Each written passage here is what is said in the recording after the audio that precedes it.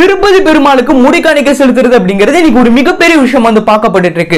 திருப்பதி பெருமாளுக்கு முடிக்காணிக்கை செலுத்துறது ஏன், என்ன ஒரு காரணம்?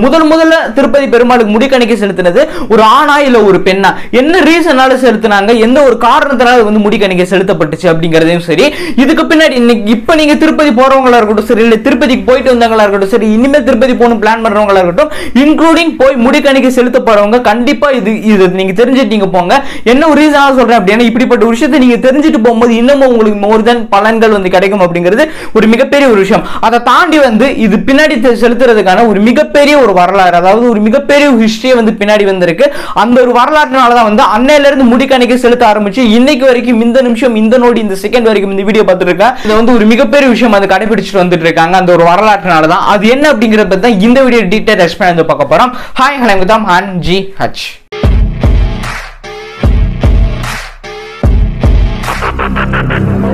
பெருமாள் வந்து ஒரு அமைதியான ஒரு இடத்துல, யாருமே இல்லாம சத்தமே இல்லாத மாதிரி ஒரு அமைதியான ஒரு இடத்துல டெய்லியும் உட்கார்ந்து வந்து மெடிடேஷன் பண்ணுவாரு. இந்த மெடிடேஷன், இந்த தியானம் பண்றது வந்து எங்க அப்படின்னா, ஒரு புத்துக்கு கீழே அந்த ஒரு விஷயத்தை வந்து அவர் வந்து டெய்லியும் வந்து பண்ணுவாரு. என்னடா புதுசா இருக்கு, எப்படி கௌதம் புத்துக்கு கீழே கௌதம் உட்கார்ந்து பண்ண முடியும் அப்படின்னு கேட்டீங்க அப்படின்னா, பெருமாள் அப்படிதான் பண்ணி இருந்திருக்காரு. இங்க என்னென்ன நடந்திருக்கு அப்படிங்கறத வச்சுதான் இன்னைக்கு இந்த ஒரு மிகப்பெரிய ஒரு இந்த முடிக்காணிக்கை செலுத்தப்படுற ஒரு ஸ்டோரியை வந்து ஆரம்பிக்க போகுது. இவர் வந்து இந்த மாதிரி உட்காந்து ஒரு புத்துக்கு கீழே வந்து தியானம் பண்ணிட்டு இருக்காரு. இங்க அமைதியா டெய்லியும் வந்து தியானம் பண்ணுவாராம். பட் ஆனா இங்க டெய்லியும் ஒரு தியானம் பண்ணும் போதும் இவருக்கு வந்து அந்த புத்துல இருந்து பால் வந்து கிடைச்சிட்டே வந்திருக்கு. அந்த பால் வந்து டெய்லியும் கிடைக்கும். ஒரு நாளோ சரி, இல்லை ஒரு 2 நாளைக்கு ஒருக்கோ அந்த மாதிரி கிடையாது. அவர் வந்து டெய்லியும் தியானம் பண்ணும் போது அதே டயத்துல கரெக்டாக வந்து அந்த பால் வந்து கிடைச்சிட்டே வந்திருக்கும். இது எப்படிரா அப்படிங்கிறது எல்லாத்தோட ஒரு யோசனையுமா வந்து இருக்கு. இங்க என்ன நடந்திருக்கு அப்படின்னா, அந்த புத்துக்கு மேல, அதாவது இவர் பெருமாள் வந்து இதுக்கு கீழே உட்கார்ந்து தியானம் பண்ணும் போது அந்த புத்து மேல இருக்கக்கூடிய ஓட்டை மூலியமா மேல இருந்து ஒரு எப்படி சொன்னா, மேல இருந்து ஒரு மாடு வந்து அதோட மடியில இருந்து பால் வந்து உள்ள வந்து பெருமாளுக்கு வந்து கொடுத்துருக்கு.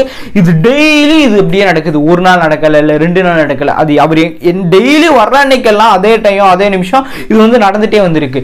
இதை பார்த்த யாரு அப்படின்னா, அந்த மாட்டோட ஓனர், அதாவது அந்த மாடு வந்து பால் கொடுக்கல, மடியில இருந்து அதுவா வந்து பால் வடியுது அப்படின்னு சொல்லுவாங்கல்ல, அந்த பால் வடிஞ்சுதான் உள்ள இருக்கக்கூடிய புத்துல இருக்கக்கூடிய, அதாவது அந்த பெருமாளுக்கு வந்து பால் வந்து போய் சேருது. ஆனால் இதை பார்த்து அந்த மாட்டோட ஓனர் வந்து என்ன பண்றாரு அப்படின்னா, என்னது இது பால் வந்து மடி கரைஞ்சி, அவர் வந்து ஏன்னா கறக்கிறவங்களுக்கு தெரியல என்ன எப்படியும் கொடுக்கறதுக்கோ இல்லை இப்போ வந்து கொடுக்கறதுக்கோ சம்டைம்ஸ் டிஃபரன்ஸ் ஆகும்போது இது வந்து டவுட் ஆகி இவர் வந்து என்ன பண்றாரு அப்படின்னா, மாட்டோட ஓனர் இது வந்து கவனிக்க ஆரம்பிக்கிறாரு.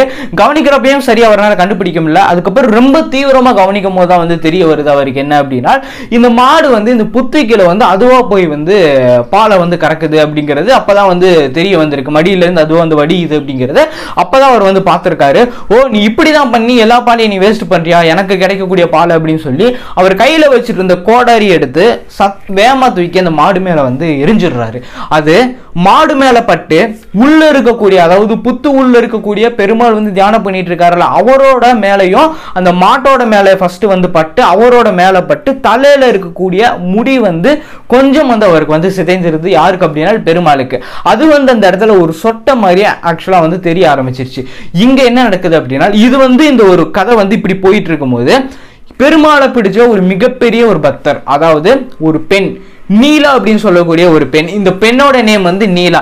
இந்த நீலா அப்படின்னு சொல்லக்கூடிய இந்த பெண் வந்து என்ன பண்றாங்க அப்படின்னா, பெருமாளோட ஒரு மிகப்பெரிய ஒரு பக்தரா வந்து இருக்காங்க. பெருமாளை பார்க்க வந்திருக்காங்க. எங்க அப்படின்னா, திருப்பதிக்கே வந்து பெருமாளை பார்க்க வந்திருக்காங்க. அப்படி இங்க வரும்போது என்ன நடக்குது அப்படின்னா, பெருமாள் வந்து பேசும்போது அவங்க கூட வந்து கான்வர்சேஷன் பேசிட்டு இருக்கும் போது காத்தடிக்குது. ஒரு நல்ல ஒரு காத்தடிக்குது. நல்ல காத்தடிக்கும் போது என்ன பண்ணுது அப்படின்னா, இவங்க 2 பேருமே வந்து பேசிட்டு இருக்காங்க. யாரு அப்படின்னா, பெருமாளும் பேசிட்டு இருக்காங்க, நீலாவும் பேசிட்டு இருக்காங்க. இந்த டயத்துல காத்தடிக்கும் போது பெருமாளோட முடி வந்து காத்துல அப்படி இப்படி வந்து ஆடி இருந்திருக்கு.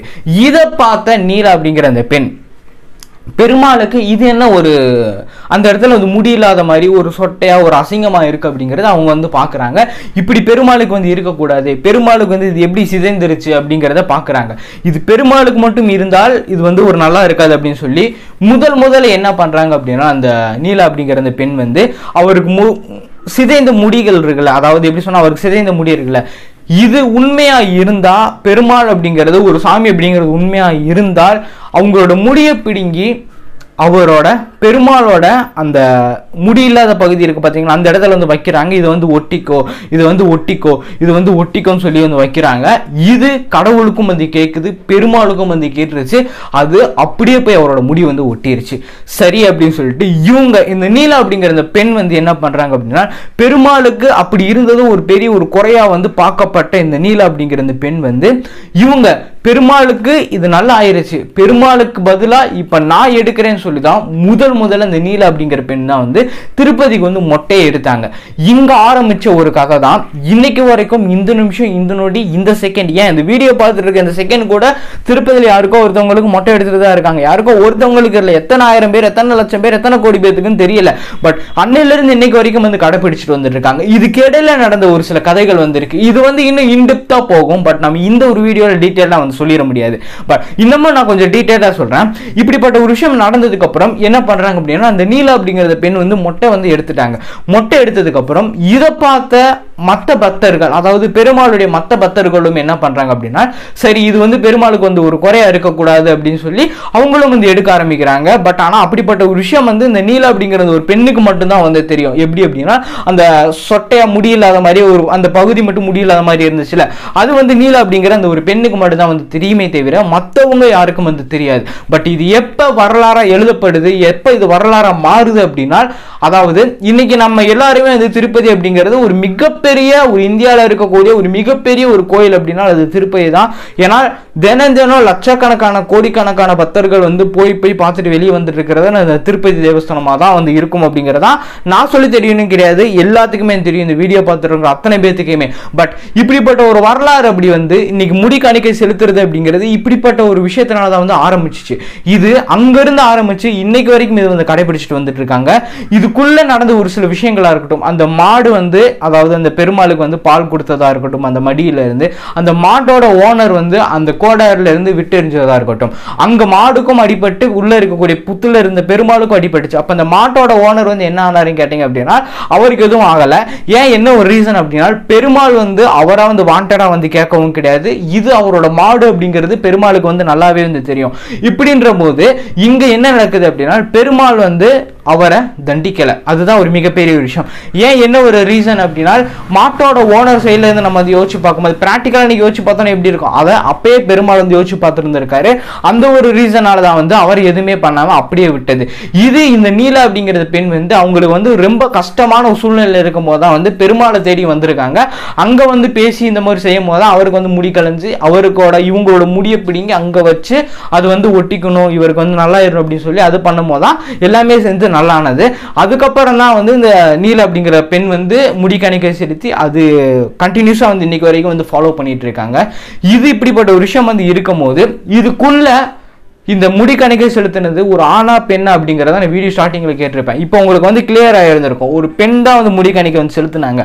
அப்படி எப்படி ஆண் செலுத்த ஆரம்பிச்சாங்க அப்படின்னு கேட்டீங்க அப்படின்னா, இந்த ஒரு விஷயம் வந்து அப்படியே பரவ ஆரம்பிக்குது. என்ன அப்படின்னா, இவங்க முதல்ல என்ன கேட்டாங்க அப்படின்னா, நீலா அப்படிங்கிறது பெண் வந்து அவங்களோட முடியை பிடிங்கி பெருமாளுக்கு வச்சு இந்த முடி வந்து ஒட்டிக்கணும், இந்த முடி வந்து ஒட்டிக்கணும், இந்த முடி வந்து ஒட்டிக்கணும்னு வந்து சொன்னாங்க.